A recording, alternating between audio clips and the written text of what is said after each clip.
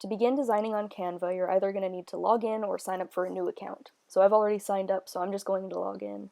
I used my school email address and just made up a password.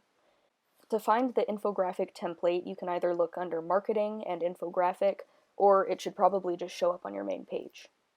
If you click on that, it'll give you a lot of templates to choose from if you just want to start with one of those. I'm going to start from scratch so I can show you how to use different elements a little bit better. So I'm going to scroll down to charts because we're obviously going to want to display some data.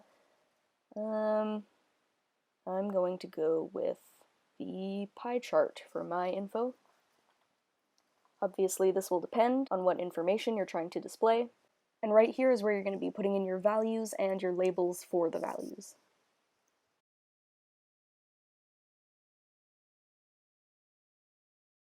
So I only really have two things that I want to be displaying here, so I'm just going to delete the values for the other ones, and they will automatically be removed from my graph. So I've added some values, I've labeled what those values represent, and I'm just going to go right up here to quickly click on colors, so I can change the color of my graph in a minute, but first I'm just going to use the little corners to scale down my graph and move it around just by dragging it. So you can try out some different colors and it'll automatically change all the colors of your graph. I'm going to go with this.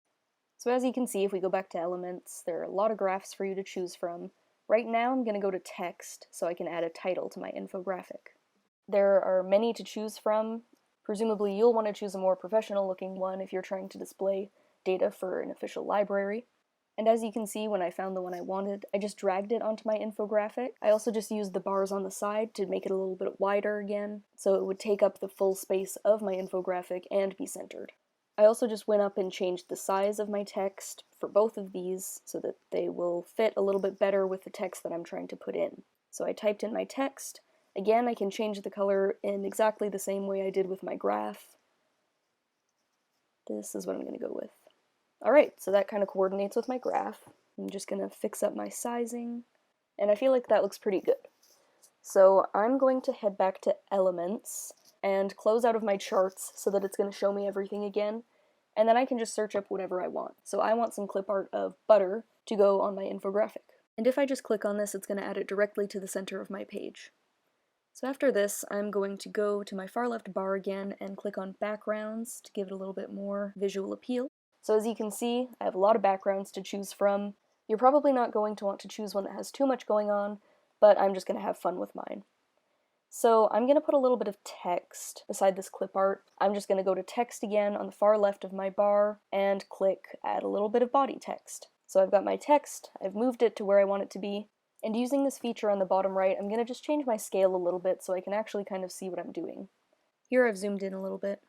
Now I'm just going to type in my text. I can't type very fast, so I'll just jump so that you don't have to wait for me. And I'm going to change the size of it, basically the same way I would in Microsoft Word. And then again, just move things around, make it bold, and change the color again in the same way. I'm going to try to stick with my theme a little bit here, so I'm going to go with another shade of purple. But I want it to be darker so you can read it. You can add as much text as you like. Again, I'm just going to skip ahead a bit because I added a little bit more text. But now I'm back in Elements and I'm adding another piece of clip art. I'm changing the orientation of it just using these little arrows on the bottom. And you can also change the color of your clip art elements, so that's what I've done here. And I'm going to just show you a few different types of charts by clicking on my chart and clicking Edit. So on my drop-down menu here, I have a lot of different charts to choose from. It wants me to get rid of the text to fully get rid of these, so I'm just going to do that. Obviously the type of graph you're going to want to pick is going to need to depend on the data that you're trying to display. So I'll show you these, but they don't really make any sense with my data, and they also look terrible. So I'm just going to use Control-Z to go back to my pie chart, put it back where I want it. There we go. I'll also remind you of the importance of adding a title to your graph. That's something I already did.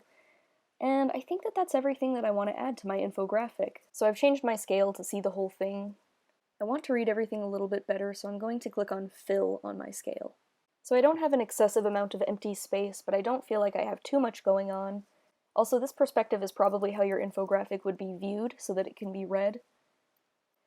And then I'm just going to change my scale again to see the entire thing. And there's my final product.